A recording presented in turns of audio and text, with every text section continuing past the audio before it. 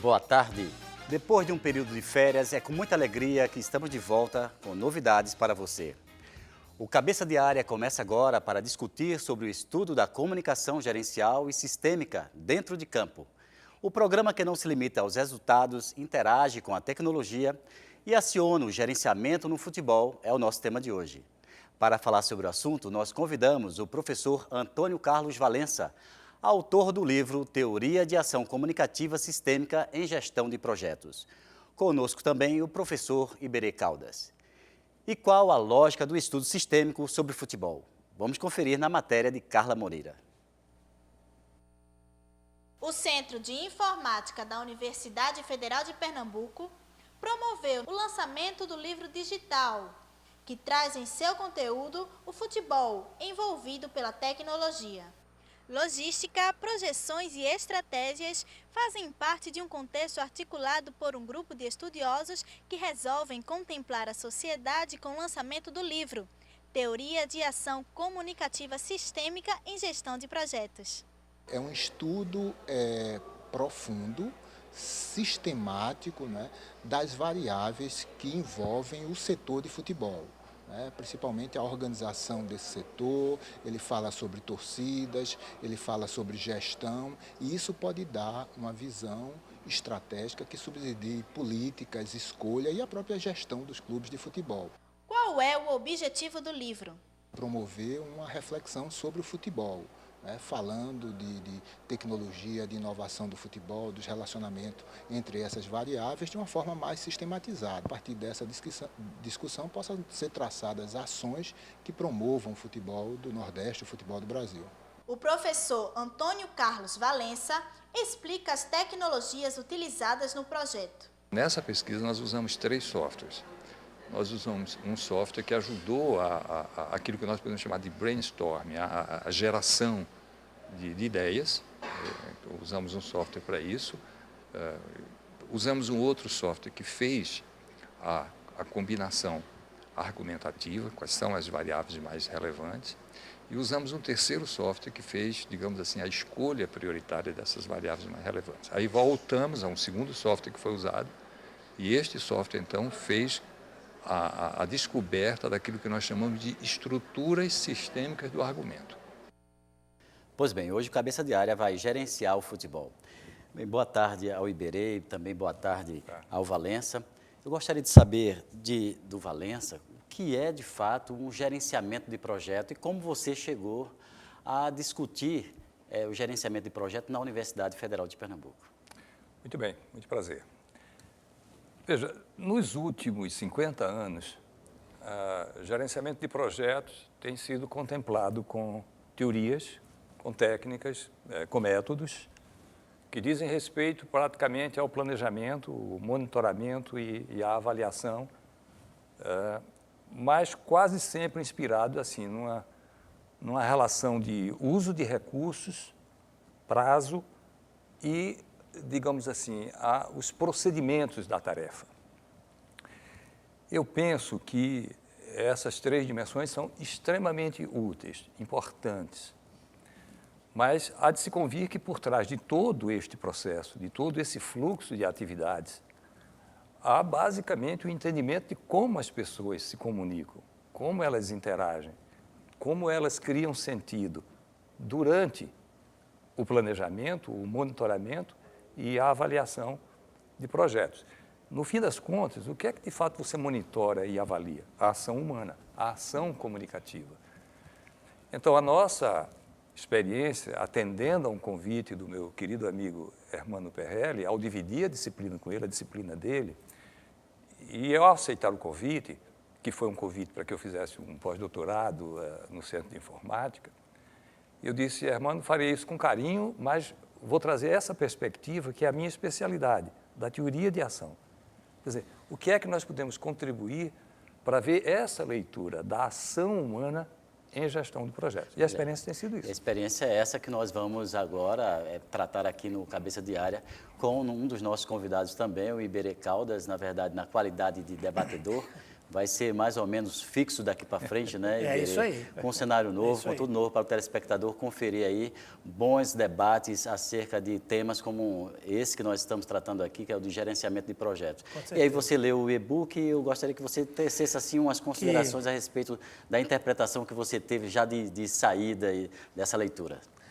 Boa tarde aos nossos amigos do Cabeça de Área, professor, é um prazer. E foi um grande prazer ter lido a obra, né? Mas o que mais me chama a atenção é que essa obra, esse livro, vai servir para os dirigentes dos nossos clubes. Esse livro é um upgrade, é um salto de qualidade para a gestão direta, para a evolução direta do futebol. Então, o senhor está de parabéns, junto com os autores. Agora, espero que os nossos dirigentes, Edilson, eles se aproveitem, se apropriem dessa obra para que o nosso futebol tenha um salto de qualidade. Pois é, e a curiosidade também, Valência, tá certo que você falou aí das questões mais teóricas, né, que são abordadas no trabalho, no livro, no e-book. Mas eu gostaria de saber de você, por que o interesse no futebol? Porque, na verdade, você poderia aplicar em qualquer área, qualquer objeto, mas por que o futebol? Você está certo. Nós estamos com um projeto de 18 meses, vencemos já 8 ou 9 meses, em que cada turma tem, digamos assim, o desempenho de um momento que está voltado, primeiro, para o reconhecimento dos processos cognitivos. Então, este livro, de um certo modo, é a contemplação dos alunos sobre o seu pensamento em planejar, hipoteticamente, uma recuperação do futebol no Nordeste. O segundo momento, nós estamos vivendo com essa turma, agora, nesse semestre, em que se estabelece, digamos assim, uma comunidade reflexiva do monitoramento de um projeto. E então você me perguntaria do futebol, eu digo não. Os alunos hoje estão contemplando os seus projetos de mestrado e doutorado. De diferentes interesses. Exatamente, então, né? E estão monitorando a sua ação. Então, nesse momento, nós estamos naquilo que nós chamamos de clínicas de desempenho, em que toda a comunidade está ajudando a cada um dos membros a refletir sobre o andamento do seu projeto. Eles reconceberam o planejamento de mestrado e doutorado e estão, de um certo modo, avaliando isso. E, finalmente, na turma que nós teremos de agosto a dezembro, e em cada uma dessas turmas haverá um livro, será a ideia de uma comunidade que agora sim, com uma certa compreensão de um mecanismo de planejamento e monitoramento, fará a terceira fase de uma avaliação de um projeto efetivo. E então você me pergunta, de que projeto? Nós vamos trabalhar um filme comercial, que tem um projeto com começo, meio e fim, em que essa teoria será aplicada. Nós temos um clipe, vamos soltar as imagens. Eu gostaria de saber de você se há possibilidade de fazermos desse clipe, ou do que nós vamos ver, um projeto e gerenciar esse projeto. Tá, né? perfeito. Eu gostaria que você comentasse um pouco as imagens que nós vamos soltar agora.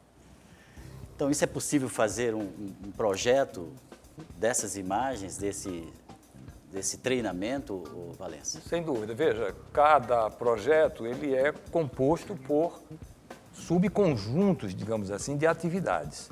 Essa atividade, certamente, eu estou entendendo, é uma atividade, a inicial de exercício de natureza física, e essa outra agora está me parecendo que são atividades de desempenho de fundamentos para goleiros. Isso. Então, por exemplo, o treinador de goleiros ele deve ter um plano de ação, não é? Com exercícios programados de acordo com o seu calendário de atividades e jogos e férias e retiros, né? Concentrações, reclusões, etc., em que essas atividades estão nessa categoria de o que é que ele vê sobre qualidade, ou seja, a natureza da entrega, o prazo e o recurso que ele dispõe disso. Agora, naturalmente, o que vai fazer diferença, por exemplo, esse conjunto de jogadores. Se for de um time de excepcional qualidade, certamente nós temos jogadores com essa natureza, né? com essa qualidade. Se for um outro time de menor expressão, ele representa isso. No entanto, do ponto de vista teórico, o planejamento de um e de outro poderia, do ponto de vista hipotético, ser o mesmo. Mas o desempenho será, digamos assim, haverá uma intervenção maior por variáveis que são específicas de cada situação. Essas variáveis, você quer dizer que há alguma coisa que interfere direto ou indiretamente, seja na partida, seja no treinamento, e, consequentemente, no resultado do jogo? Veja, de uma forma muito pretensiosa, e eu quero me colocar como alguém que não é especialista de futebol. Eu Você posso é até torcedor, dizer, pelo menos. sem dúvida, eu tenho pelo futebol, talvez repetindo um outro jornalista brasileiro, assim, entre as coisas insignificantes, ela é a mais significante. E eu acho que entre as coisas significantes, o futebol é significante. O futebol é uma belíssima invenção da humanidade, não é? Comparado também com outros esportes. Mas Inclusive, o Iberê é especialista no handball. no handball. Venceu oriundo de outra modalidade, mas modalidade. que, como o senhor mesmo falou ali, que envolve também planejamento, né? Envolve o que nós chamamos dentro da educação física de periodização. Perfeito. E se algo acontecer errado durante a periodização, pode ser que lá no final do nosso planejamento, Perfeito, né? certíssimo, perfeito. Acho Não que tem mais dúvida. Eu queria só lhe perguntar uma questão, professor. E planejamos as nossas ansiedades, né? Os Certo, nossos certo, anseios. certo.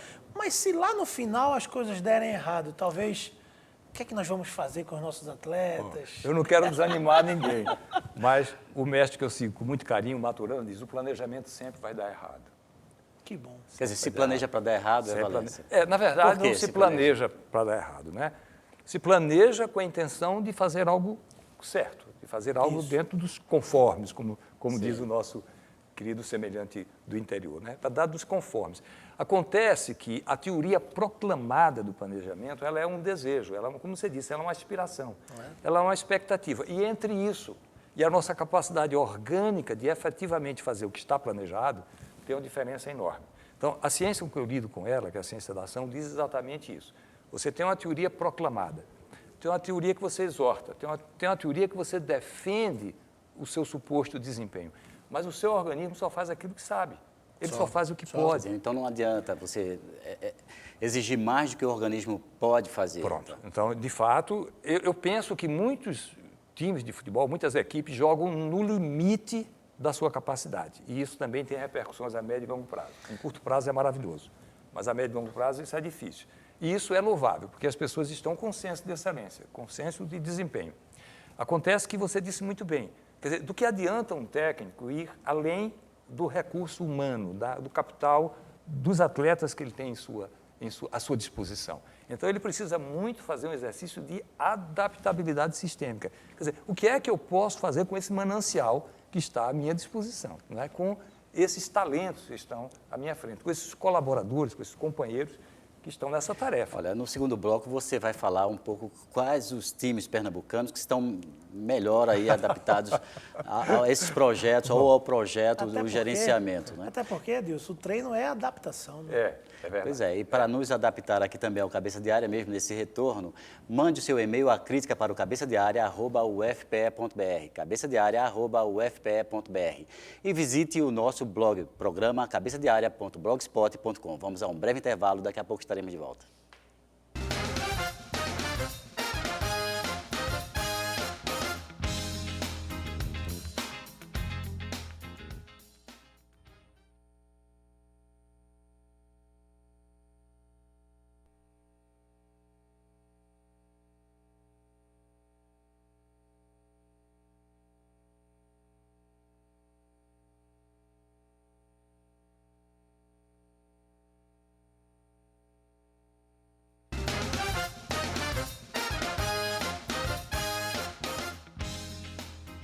Estamos de volta com o programa Cabeça de Área. O tema de hoje é o gerenciamento no futebol.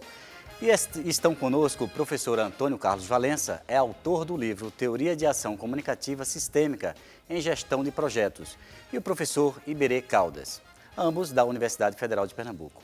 E a nossa equipe foi saber quais as estratégias usadas pelo Esporte Clube do Recife quando enfrenta um adversário. Vamos conferir. No nosso dia a dia, somos envolvidos por teorias e práticas. Quando o assunto é organização e estratégias, a gestão de um clube de futebol sabe bem como agir.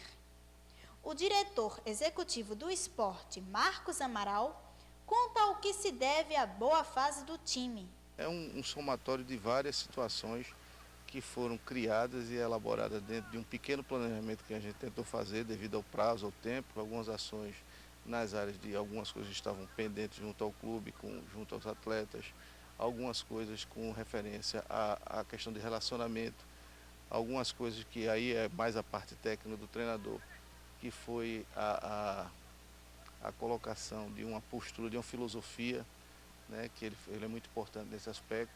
Hoje, quais as tecnologias usadas para obter melhores resultados em campo?